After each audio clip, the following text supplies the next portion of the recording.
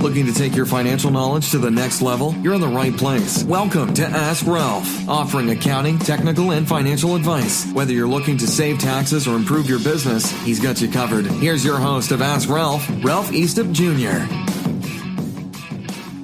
Hello and welcome back to the Ask Ralph Show. We are doing some exciting things now, folks. We are in part 5 of our How to Save Money series. If you've missed anything so far, again, I'm probably sounding like a broken record here, a broken podcast, whatever you want to call it. But you can go to our Ask Ralph website or go to where you get your podcast and look up the Ask Ralph site, and you can download all of this series, and you can really use it to your benefit. And if you find it useful, shoot me an email at ralph@askralph.com. I'd love to hear from you. If there's something you'd like us to talk about in the show, or you have a specific question that you'd like me to talk about, really, let us know and we'll make sure we address your issue. So last time we talked about banking, credit, and debt savings tips. Today we're going to talk about 2 areas: entertainment saving tips and family and friend savings tips. So let's jump right into this. Now, everybody likes to have money for entertainment. But how are some ways that you can maximize that money? Now, one of the things they mentioned here, and again, we've talked about this a little bit, this is americasaves.org, a great nonprofit website that has got a campaign put together to save money. It's by the Consumer Federation of America. I highly recommend you go there. This is the 54 ways to save money. We're using this to illustrate this. And the first one they talk about here, so entertainment saving tips, is take advantage of your library. Now, I honestly have to tell you, I can't remember the last time I was in a library. But the truth is, more and more libraries are offering ebooks, so you don't even have to visit the library in person. You go right to their website. Many libraries also take part in intra-library loan system where you can borrow anything you want, but they don't have any shipping charge, or they may be a little bit of a shipping charge. And some libraries allow you to borrow things like tools and sewing machines. Now, I don't know if that's true in this area, but this is one of the things they mention in this write-up. But the library does have a wealth of information. I know some people that's where they go to do their internet work, because then they don't have to pay for internet service. Now, I'm not saying that's the best way to do it, but entertainment-wise, I remember as a kid, we used to go to the Kirkwood Highway Library there in Newark, or I guess you call it Newark. And I remember you could rent, or you could, I don't call it renting, but you could take out like records, or you could take out cassettes. And, it offered an area of entertainment that absolutely cost you nothing. Now, you need to make sure you don't mess the stuff up, but take care of it. But this is something to think about. Now, going along that same line is, for entertainment, get unadvertised theater ticket discounts. Call, email, or tweet your nearby theater to ask about discount options that are often not well advertised. Many theaters offer discounted seats for seniors, students, and young adults, such as Pay Your Age or Pay What You Can programs. Or they'll offer some sort of last-minute discount on unsold seats available immediately before the show.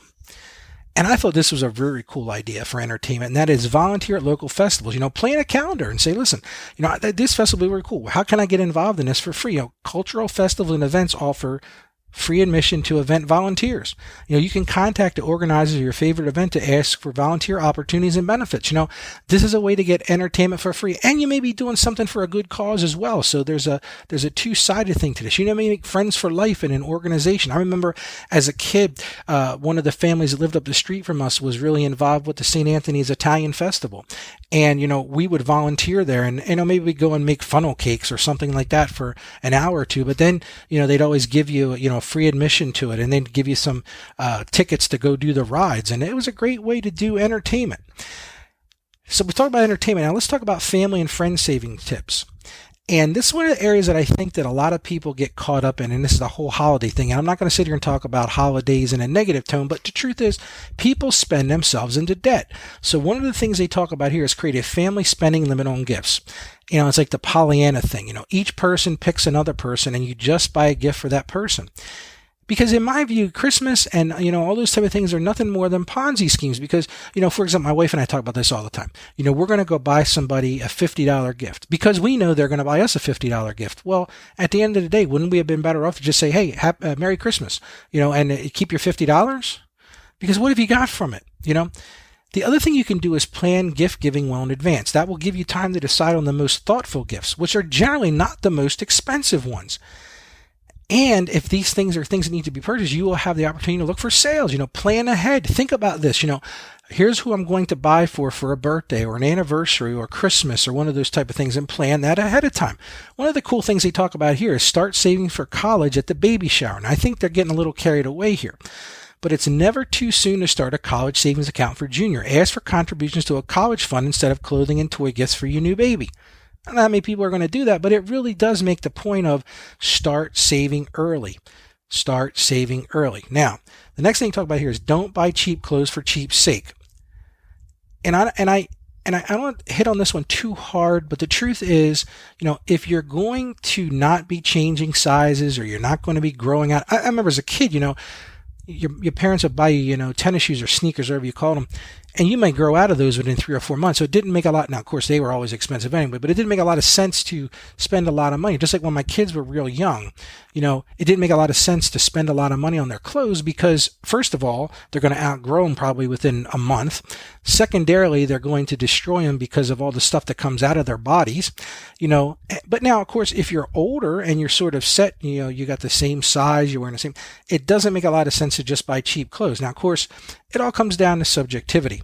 Another thing they mention here is organize a neighborhood swap meet. And I'll be honest with you, I'm not really familiar with this, but what they talk about here is gather your friends and neighbors with kids around the same age, and everyone brings gently used clothing, books, and school supplies, toys, and receives a ticket for each item they bring. And then what happens is each ticket entitles you to one item from the swap meet. So if you contribute 6 books, you can leave it up to 6 new to you books. If you contribute 7 items of clothing, you can leave it up to 7 new items of clothing through you. And then what you do is you donate all the leftovers so that people who are less fortunate can get them. And one of the final things they mention as we talk about family and friend saving tips is designate a 1 day a week no spend day.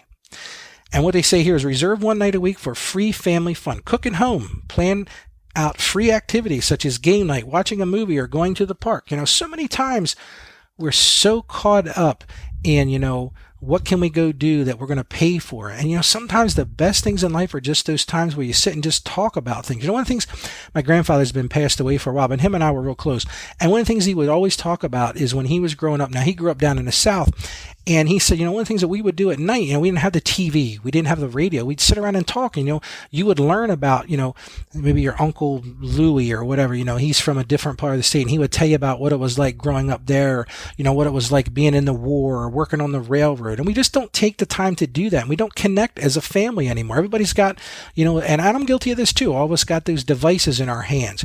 So take an opportunity here to designate a 1 day a week as a no spend day, but do spend the time with your family, talk, do things that are free, cook together, plan free activities, watch a movie. Everybody's got a bunch of these movies, and there's somebody, if you've got cable television, somebody's just for free there anyway, or just go to the park. So these are all great ideas. We're going to continue our how to save money in our next session when we talk about food savings tips and health savings tips. And then our final session, we're going to wrap up with home saving tips and transportation saving tips. So make sure you join us. And if you need to go back and listen, you go to Ask Ralph or the Ask Ralph podcast, and you can download all of these so you can have the whole series for yourself and share it with somebody. Maybe it'll be helpful to them as well. You've been listening to Ask Ralph, brought to you by Saggio Accounting Plus. Please subscribe to and rate our podcast on Apple Podcasts or wherever you get your podcasts, and leave us a rating and review. Our podcast is produced by Carolyn Peters. Thank you for listening, and be sure to like us on Facebook and follow us on Twitter at Ask Ralph Media. You can also hear me each week on 1450 WILM and on 1410 WDOV in Delaware, and on the iHeartRadio app. Submit your questions or ideas for future shows by sending an email to AskRalph@AskRalph.com. The information contained in this episode of Ask Ralph is based on data available as of the date of its release. Saggio Accounting Plus and Ask Ralph Media Inc. is under no obligation to update this content if changes occur. Applying this information to your specific situation requires careful consideration of all facts and circumstances, and any information provided is not to be considered as financial, tax, or legal advice. Please consult your tax advisor or attorney before acting on any material covered.